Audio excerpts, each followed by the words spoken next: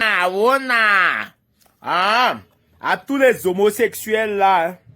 Faut que ça peine homosexuels là, ça. C'est quoi ils ont n'embouillé ça fait faut que ça lui j'ai tombé Madagascar. Les TikTok là ça antewe. Les causes to l'un tué fait l'un dans lave que là ils ont tiré acti. Tu manques les is là, autant que t'es foutu tué Marie Crick na rewa.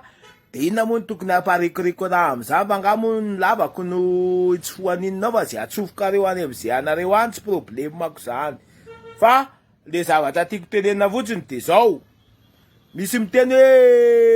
we naturel la leis ye naturel lam na reo zan leis ya problem na reo sinane mbunian zan naturel la na reo leis fa asa tinkue naturel la pe wanaiku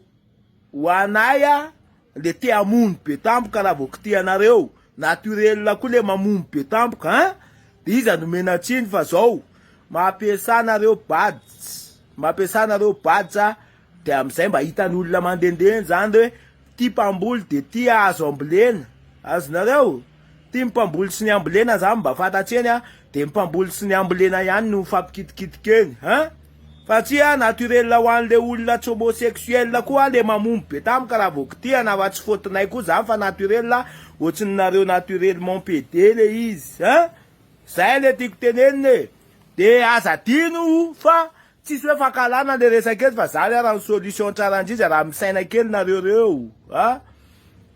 ti se fe luna na we yin na le is ti we an na ba les olu za so futile Azatinu aiz na reo no mipetrak. On est là à Madagascar là. On est à Madagascar ici là. Fa tsy hoe tonga avany temba iny ouvert d'esprit ngany isy nalalan'ny very d'esprit anareo zany tady tsisy nalalany zany very d'esprit zany gasy tompoko fiainam-bazaha zany de n'oublie pas que t'es ici à Madagascar la majorité des malgasy n'acceptera jamais ça quoi hein de toizy ny adinareo tsisy problème mihitsy za amina na nanao pete daholo ara ny tanàna non tsisy problème zany fa le kitikitika jamais le misarisary ma jamais satria naturel la hoa le gety be naturellement gétisation za zay